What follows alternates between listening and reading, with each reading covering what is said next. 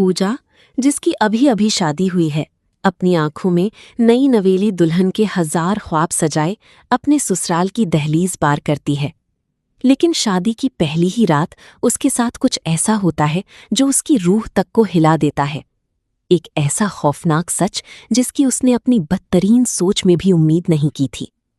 सहमी हुई और टूटी हुई पूजा जब अपनी आखिरी उम्मीद लेकर अपनी जेठानी कमलेश के पास जाती है और हिम्मत करके अपना दर्द बयान करती है, तो उसे तसल्ली देने के बजाय उसके चेहरे पर एक जोरदार थप्पड़ मिलता है। पूजा जमीन पर गिरकर ज़ारो कतार रोने लगती है। कहानी की असल बुनियाद है कमलेश। कमलेश एक जिम्मेदार घरेलू खातून है जो एक भरी पूरे खानदान को संभालती है। उसके खानदान में उसका शौहर, एक छोटी बेटी, सास, ससुर, एक खामोश दादी और उसका दीवर अरुण शामिल हैं। कमलेश के लिए अरुण सिर्फ दीवर नहीं बल्कि अपने बेटे से भी बढ़कर है। वक्त अपनी रफ्तार से आगे बढ़ता है। अब अरुण जवान हो चुका है और पूरा खानदान उसके लिए रिश्ता देखने जाता है। जिस लड़की को देखने वो जाते हैं उसका नाम है पूजा। इंग्लिश ऑनर्स में बीए कर चुकी पूजा अपनी बातों और खुद एतमादी से सबका दिल जीत लेती है। जब वो अपनी मीठी आवाज में एक अंग्रेजी गाना सुनाती है तो पूरा खानदान उस पर फिदा हो जाता है। अरुण तो उसे देखते ही अपना दिल हार बैठता है। लेकिन इस पूरे कमरे में एक शख्स ऐसा भी था जिसके चेहरे पर खुशी के बजाय उलझन थी। कमलेश। उसे पूजा का ये मॉडर्न और बेबाक अंदाज बिल्कुल पसंद नहीं आता। लेकिन अरुण की खुशी और जिद के आगे कमलेश को झुकना पड़ता है। दिल मारकर ही सही वो इस रिश्ते के लिए हाँ कर देती है। इसी दिन धूमधाम से मंगनी हो जाती है और पूजा की उंगली में अरुण के नाम की अंगूठी पहना दी जाती है। लेकिन किसी को नहीं मालूम था कि ये खुशियां सिर्फ एक रात की मेहमान हैं। अगली सुबह कमलेश अपनी सास के साथ ऑटो में कहीं जा रही होती है। अचानक रास्ते में उन्हें एक बड़ी भीड़ और शोर शराबा नजर आता है। कुछ लोग सड़कों पर एहतजाज कर रहे होते हैं। इसी भीड़ में कमलेश की नजर एक ऐसी चेहरे पर पड़ती है जिसे देखकर उसके पैरों तली जमीन निकल जाती है। वो गुस्से से भड़क उठती है और हुक्म देती है कि ये सब तमाशा फौरन बंद करो। गुस्से में आग बगोला कमलेश आगे बढ़ती है, पूजा का हाथ झटके से पकड़ती है और उसकी उंगली से मंगनी की अंगूठी बेरहमी से उतार लेती है। एक ही लम्हे में, एक झटके में उसने रिश्ता तोड़ दिया जो कल ही जुड़ा था। जब कमलेश ये तूफान लेकर घर लौटती है तो घर में कहराम मच जाता है। कमलेश का शौहर उसे आईना दिखाते हुए कहता है कि जो मसला तुमने बगैर सोचे समझे खड़ा किया है अब उसे तुम्हें ही संभालना होगा।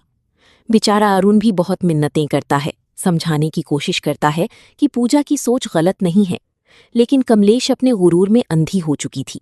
उसके कानों पर जूं तक नहीं रेंगती और वो किसी की एक नहीं सुनती। कुछ देर बाद कहानी में एक खूबसूरत और जज्बाती मोड़ आता है। अपने रिश्ते को बचाने और अपनी बात समझाने के लिए पूजा खुद कमलेश के पास आती है। वो बहुत नरमी से माफ़ी मांगते हुए कहती है कि अगर हम सच के लिए और दूसरों के हक के लिए खड़े नहीं होंगी तो ये दुनिया आहिस्ता आहिस्ता ख़त्म हो जाएगी।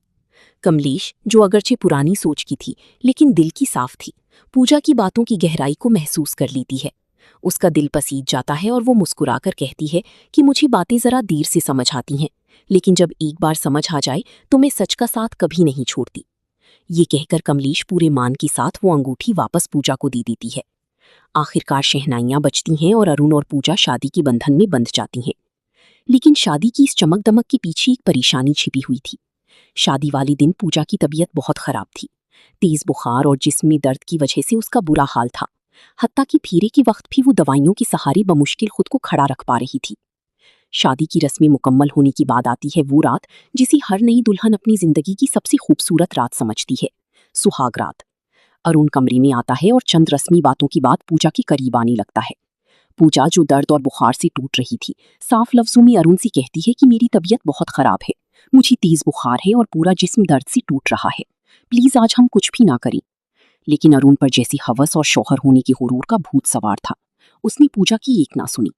पूजा की मुसलसल मिन्नतें करने, रोने और मना करने के बावजूद अरुण ने अपनी मर्दानगी के अंधे नशे में उसके साथ जबरदस्ती की। नई दुल्हन के वो सुनहरे ख्वाब उसी बिस्तर पर बुरी तरह कुचल दिए गए। सुबह की किरणें कमरे में आईं, लेकिन पूजा की दुनिया में हमेशा के लिए अंधेरा छा चुका था। वो दर्द और सदमे से कराहते हुए बस रोती जा रही थी। अरुण उसे चुप कराने की कोशिश करता है, जैसे कोई बहुत मामूली बात हुई हो। वो बड़े हक से कहता है, अरे मैं तुम्हारा शौहर हूं, ये तो मेरा हक है। शादी के बाद तो ये सब होता ही है। ये सुनकर पूजा के अंदर का दर्द एक चीख बनकर फूट पड़ता है। वो बिलखते हुए अरुण की आंखों में देखकर कहती है, हक तुमने मेरा नहीं, मुझ पर जुल्म किया है। ये अल्फाज सुनकर अरुण एक लम्हे के लिए साकित रह जाता है, लेकिन अपनी घटिया हरकत पर शर्मिंदा होने के बजाय उसकी मर्दानगी को ठेस पहुंचती है। वो गुस्से से आग बगूला होकर कहता है, अगर तुम्हें लगता है कि मैंने कुछ गलत किया है तो जाओ बाहर जाकर सबको बता दो। ये कहकर वो बेदर्दी से पूजा को कमरे से बाहर निकाल देता है। रोती कांपती पूजा जैसे ही बाहर आती है, उसकी नजर सहन में खड़ी कमलेश पर पड़ती है, जो घर और मोहल्ले की कुछ औरतों से बात कर रही होती हैं। पूजा के कानों में कमलेश की आवाज पड़ती है, औरतें जितना किसी बम के फटने से नहीं डरती, उतना अपनी इज्जत का तमाशा बनने से डरती हैं। ये एक जुमला पूजा के दिल में जहरीले तीर की तरह बेवस्त हो जाता है। उसे फौरन समझ आ जाता है कि जिस मुआशरे और खानदान में वो खड़ी है, अगर उसने आवाज उठाई तो उसे इंसाफ नहीं मिलेगा, बल्कि उसी की इज्जत का तमाशा बना दिया जाएगा। इसी बदनामी के खौफ से हार कर एक जीती जागती हक के लिए लड़ने वाली लड़की अपने आंसू पीकर खामोशी से वापस उसी घुटन भरे कमरे में लौट जाती है। उसके मासूम दिल में कहीं ना कहीं ये उम्मीद बाकी थी कि शायद अरुण को अपनी दरिंदगी का एहसास हो गया होगा, शायद वो अपनी गलती मानेगा और उससे माफी मांगेगा। लेकिन अरुण का रवैया देखकर पूजा के पैरों तले बची खुची जमीन भी खिसक गई। पूजा पहले ही नाकाबिले बर्दाश्त दर्द में थी, लेकिन अरुण ने अपनी हवस को मोहब्बत का नाम देकर एक बार फिर उसके साथ जबरदस्ती की। पूजा अंदर से मुकम्मल तौर पर टूट चुकी थी। उसे समझ आ गया था कि जिसे दुनिया मियां बीवी का प्यार कहती है, वो उसके लिए सिर्फ और सिर्फ एक अज़दवाजी जबर था, जिसके खिलाफ वो कुछ नहीं कर सकती थी। अगली सुबह कमलेश की नजर छत की मुंडेर पर खामोश खड़ी पूजा पर पड़ी। पूजा की आंखों की वीरानी और उसके खामोश चेहरे को देखकर कमलेश का दिल दहल गया। कमलेश के लाख पूछने पर भी पूजा ने रात का वो खौफनाक सच नहीं बताया। कमलेश समझ गई कि कुछ ना कुछ बहुत गलत हुआ है, और वो बगैर ज्यादा सवाल किए पूजा को उसके मीके छोड़ाई। मेके पहुंचकर पूजा ने सोचा कि शायद दुनिया में एक माँ ही है जो अपनी बेटी का दर्द समझ सकती है। उसने अकेले में अपनी माँ को गुजरी रात की सारी हकीकत और अरुण की दरिंदगी के बारे में बता दिया। लेकिन जो जवाब उसकी सगी माँ ने दिया, वो अरुण की हैवानियत से भी ज्यादा खौफनाक था। माँ ने उसे गले लगाने के बजाय समझाते हुए कहा, शौहर बीवी के दरमियान ये सब तो होता ही है, शादी की है तो ये सब निभाना पड़ेगा, इसमें इनकार कैसा, इसी से तो खानदान और नस्ल आगे बढ़ती है। अपनी ही माँ के मुंह से ये अल्फाज सुनकर पूजा सुन रह गई। रही सही कसर माँ ने जज्बाती दबाव डालकर पूरी कर दी। घर की गुर्बत का वास्ता देते हुए उसने पूजा को फौरन ससुराल वापस जाने का हुक्म दिया और धमकी दी कि अगर वो वापस ना गई तो वो अपनी जान ले लेगी। अपनों से मिले इस धोखे के बाद बेचारी पूजा के पास कोई रास्ता नहीं बचा था। वो एक जिंदा लाश की तरह कमलेश के साथ वापस जाने लगी। सफर के दौरान एक जगह वॉशरूम जाने के बहाने पूजा ऑटो से उतरी। ये उसकी जिंदगी का सबसे बड़ा फैसला था। उसने पीछे मुड़कर नहीं देखा और वहां से खामोशी से भाग निकली। कमलेश ने उसे पागलों की तरह हर जगह तलाश किया, लेकिन पूजा का कोई सुराग न मिला। घर पहुंचकर जब कमलेश ने ये खबर दी तो पूरे खानदान में हलचल मच गई। सबने पूजा को ढूंढा, मगर वो जैसी हवा में गायब हो चुकी थी। आखिरकार कमलेश ने पूजा की दोस्त सोना को फोन किया, जो एक एनजीओ में काम करती थी। सोना ने कहा कि उसे पूजा के बारे में कुछ मालूम नहीं, लेकिन वो उसे ढूंढने की पूरी कोशिश करेगी। आखिरकार सोना की तलाश कामयाब हुई। पूजा उसे एक सुनसान पार्क के कोने में गुमसुम एक डरी हुई बच्ची की तरह बैठी मिली। जब कमलेश वहां पहुंची तो पूजा ने हिम्मत जमा करके अरुण की उस खौफनाक रात की सारी हकीकत और दरिंदगी कमलेश के सामने बयान कर दी। लेकिन बरसों से अरुण को अपने बेटे की तरह पालने वाली कमलेश का अंधा यकीन सच पर भारी पड़ गया। सच सुनने के बजाय कमलेश का गुरूर जाग उठा और वो गुस्से में आकर पूजा के गाल पर एक जोरदार थप्पड़ मार देती है। वो चीखती है और पूजा को तकरीबन घसीटते हुए वापस उस उसे कैद खाने में वापस ले आती है।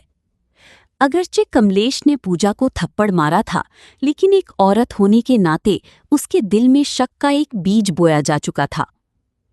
दूसरी तरफ हम देखते हैं कि हनीमून की खूबसूरत वादियों में भी पूजा अंदर से मुकम्मल तौर पर वीरान और खौफजदा थी। वो अरुण से एक आखिरी उम्मीद के साथ बात करने की कोशिश करती है, लेकिन अरुण की आंखों में मोहब्बत नहीं बल्कि एक भूखे भेड़िए जैसी हवस थी। वो एक बार फिर पूजा की चीखों और आंसुओं को नज़रअंदाज करते हुए उसके साथ जबरदस्ती करता है। बेचारी पूजा उस बिस्तर पर तड़पने और रोने के सिवा कुछ नहीं कर पाती। जिसे वो अपनी जिंदगी का साथी समझकर समझाने गई थी, वो दरअसल एक जल्लाद निकला। इस रात पूजा को मुकम्मल तौर पर समझ आ गया था कि अरुण की नज़र में वो कोई बीवी या मोहब्बत नहीं बल्कि सिर्फ उसकी हवस पूरी करने का एक बेजान जरिया है। उसकी जिंदगी एक जीता जागता जहन्नम बन चुकी थी। एक रात खौफ से कांपती हुई पूजा खुद को बाथरूम में बंद कर लेती है। बाहर से अरुण दरवाजा पीटते हुए उसे बाहर आने का हुक्म देता है। अंदर से डरी सहमी पूजा रोते हुए कहती है कि आज मैं तुम्हारे करीब नहीं आ सकती, मेरी पीरियड्स शुरू हो गए हैं। लेकिन एक दरिंदे पर सवार हवस को कौन रोक सकता है। अरुण बेशर्मी से कहता है, मुझसे झूठ मत बोलो, दरवाजा खोलो, मुझे देखना है। ये सुनकर पूजा की जान खुश्क हो जाती है। इसी खौफ और बेबसी के आलम में उसकी नजर वहां पड़ी एक ब्लेड पर पड़ती है और मंजर वहीं खत्म हो जाता है। अगली सुबह घर में कोहराम मच जाता है। सबको पता चलता है कि पूजा अस्पताल में है और उसकी हालत निहायत नाजुक है। पूरा खानदान बदहवासी में वहां पहुंचता है। अरुण बड़ी चालाकी से सबको गुमराह करते हुए कहता है कि उसे कोई अंदरूनी तिब्बी मसला था, शायद इसी वजह से ये हालत हुई है। लेकिन जब कमलेश अंदर जाकर लेडी डॉक्टर से बात करती है तो सच सुनकर उसके पैरों तले जमीन निकल जाती है। डॉक्टर भारी आवाज में बताती है कि पूजा के नाजुक हिस्सों पर ब्लेड से गहरे जख्म लगे हैं और ज्यादा खून बहने की वजह से उसकी ये हालत हुई है। ये सुनकर कमलेश साकत रह जाती है। वो खुद को संभालती है और घरवालों को वापस भेज देती है, ये कहकर कि वो पूजा के पास रुकेगी। जब पूजा को होश आता है और कमलेश उसके पास बैठती है तो पूजा आंसुओं में डूबकर वो कड़वा सच बयान करती है जिसने उसे इस हद तक जाने पर मजबूर किया। ये सुनकर कमलेश अंदर से टूट जाती है। इसी रात जब कमलेश घर लौटती है तो पूजा के दर्द को महसूस करने के लिए खुद बाथरूम में जाती है और वही ब्लेड उठाती है। वो उसे अपनी जिल्द पर रखकर वही करने की कोशिश करती है जो पूजा ने किया था, लेकिन हल्की सी चुभन से ही उसके हाथ कांप जाते हैं और वो ब्लेड फेंक देती है। इसी लम्हे उसे शिद्दत से एहसास होता है कि एक 21 साला मासूम लड़की किस कदर खौफ और दर्द से गुजरी होगी कि उसने खुद को इतनी खौफनाक सजा दी। अगले दिन जब अरुण अपनी बेशर्मी के साथ अस्पताल पहुंचता है तो उसे पता चलता है कि कमलेश पहले ही पूजा को डिस्चार्ज करवाकर अपने साथ ले जा चुकी है। अपनी बीवी की इतनी खराब हालत के बावजूद इस जाहिल इंसान के जहन में सिर्फ एक ही बात थी। वो बेशर्मी से डॉक्टर से पूछता है, अब मैं अपनी बीवी के साथ ताल्लुक कायम कर सकता हूं ना? ये घटिया सवाल सुनकर डॉक्टर का खून खौल उठता है। वो अरुण पर बरस पड़ती है और चीख कर कहती है, तू बहुत ही नीच और घटिया इंसान है, तुम जैसे लोगों को तो सजा मिलनी चाहिए। वो फौरन सिक्योरिटी गार्ड्स को बुलाती है और अरुण को धक्के देकर अस्पताल से बाहर निकाल देती है, ये वार्निंग देते हुए कि वो दोबारा यहां नजर ना आए। पूजा जो अपनी आंखों में शादी और नई जिंदगी के 1000 ख्वाब लेकर इस घर में आई थी, आज उसकी जिंदगी एक खौफनाक जहन्नम बन चुकी थी, जहां उसका अपना शौहर ही उसका सबसे बड़ा मुजरिम बन गया था। मोहब्बत और हक के नाम पर उसने जो कुछ सहा वो मौत से भी बदतर था। लेकिन अब जब वो मौत के मुंह से वापस आ चुकी है और उसे कमलेश का साथ भी मिल गया है, तो अब आगे क्या होगा? आपके ख्याल में पूजा को अब क्या कदम उठाना चाहिए? क्या उसे अरुण को माफ कर देना चाहिए या उसे ऐसी सजा दिलवानी चाहिए जो एक मिसाल बन जाए?